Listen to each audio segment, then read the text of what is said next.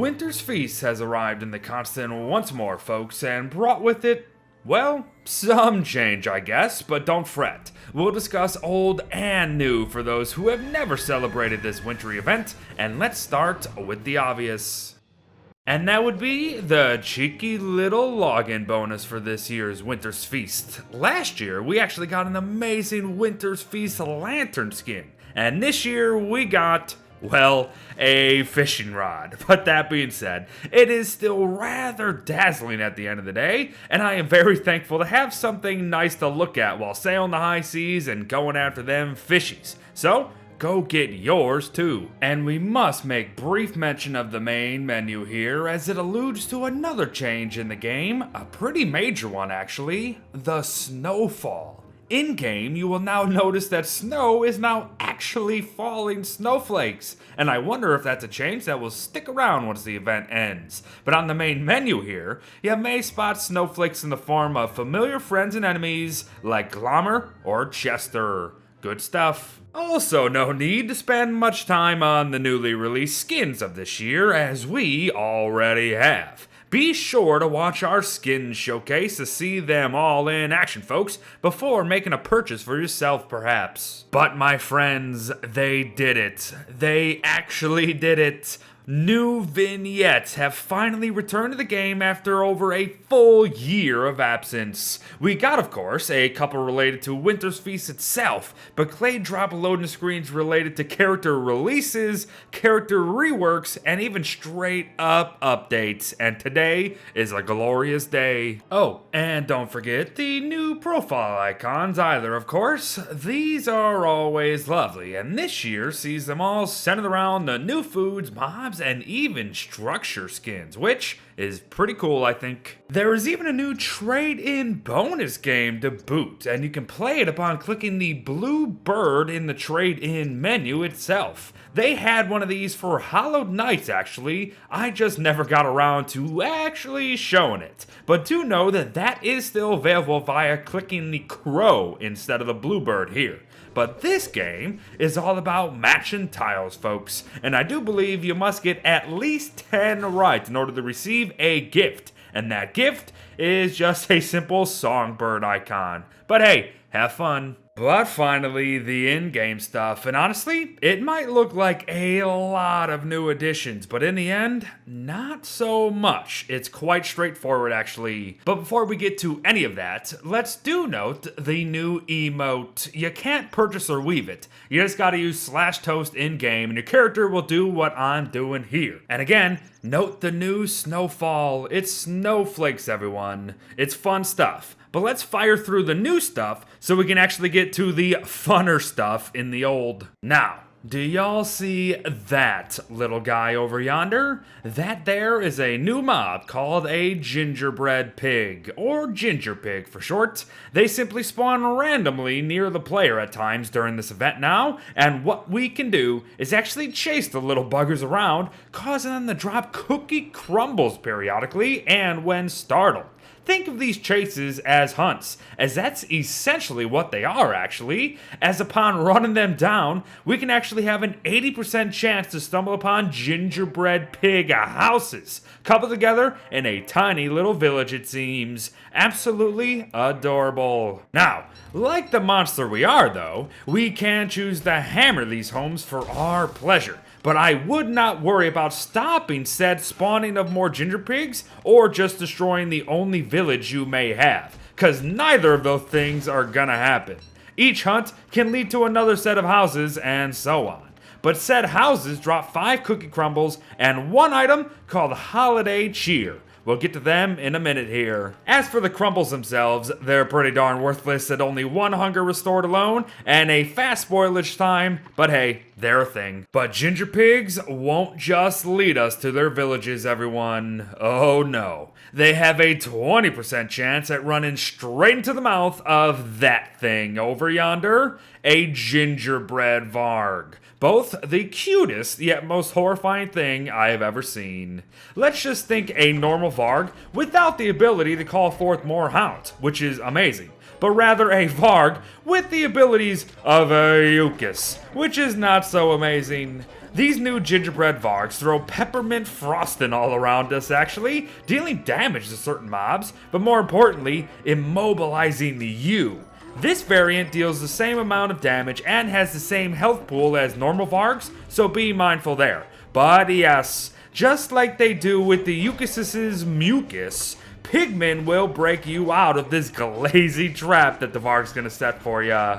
Delicious. Upon death, a gingerbread Varg drops 2 to 4 cookie crumbles, 5 to 7 holiday cheers, and 1 to 3 hound teeth. Not bad, actually. But do note that we could just straight up kill ginger pigs themselves for 1 holiday cheer at the end of the day, but that's probably not worth it. But the heck is all this holiday cheer crap on about? Well, to answer that, we must build a new structure called the Masonry Oven. Do so, go ahead and place it down and stand near it to unlock the Feast tab. Here, we will see 18 new recipes requiring this holiday cheer stuff, and an absolute range of many varying items from across the continent. Seriously, some of these recipes are really involved over others. But here's the thing here still.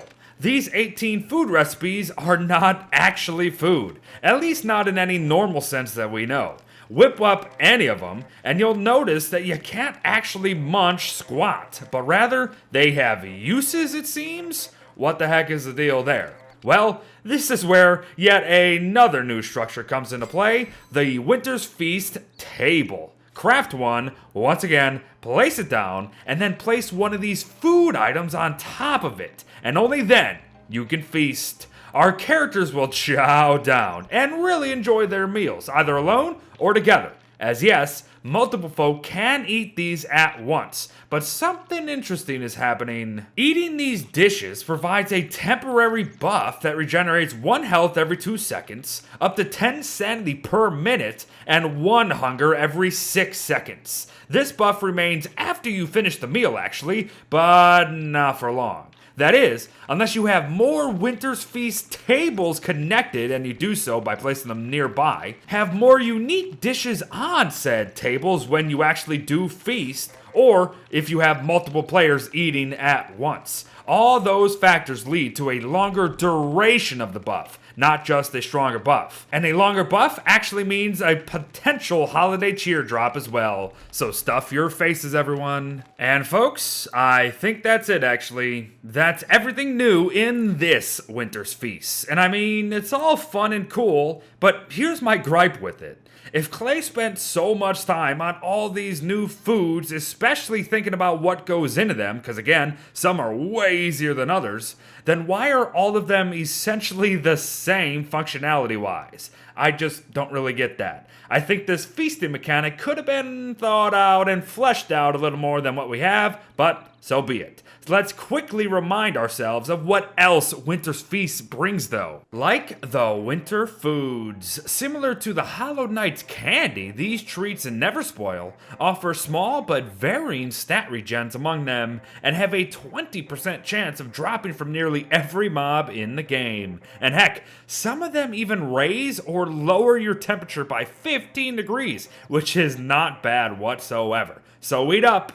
Well, all except the eternal fruitcake, of course. Oh, right. The 18 bajillion festive baubles that we have now. These decorations are dropped by most mobs with a 0.5% chance at such a thing happening, but also come via the loot stash or through fishing in the oasis, so you do have some options. And of course, all of them can be used to spruce up our Christmas trees if we wish, but more on that in a bit. In a similar vein, we have numerous festive lights to obtain as well, friends. These last for 160 days, which is pretty nuts actually, and can be used to refuel light sources or even change the color of our glow caps. Unfortunately, these primarily drop from claws and or deer clops alone, with a slight chance at fishing them up in the oasis, but they are worth it, trust me. Speaking of bosses, we cannot have a Winter's Feast without magnificent adornments.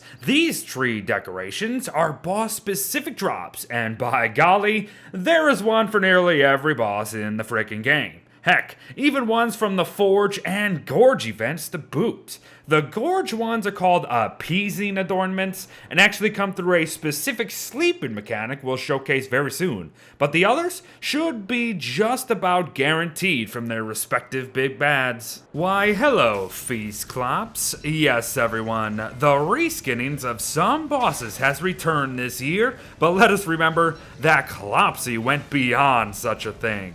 This time of year sees Klops be able to fire literal lasers from his eyeball, and it is bloody amazing. His red glow from dusk and night is still a sight to behold, too. Berger, Moose Goose, Dragonfly, oh my. All three have had a once-over, and all three are looking good. Berger's a Yeti, of course, from the cold mountains. Moose Goose is still a goose that might look like a moose, or vice versa. And Dragonfly has got the eyes now. Very festive, friends. But now, Claws. What is his deal this time of year? Well, we are now able to find his loot stash at any time during any season. And if I remember correctly, it respawns every 20 days too.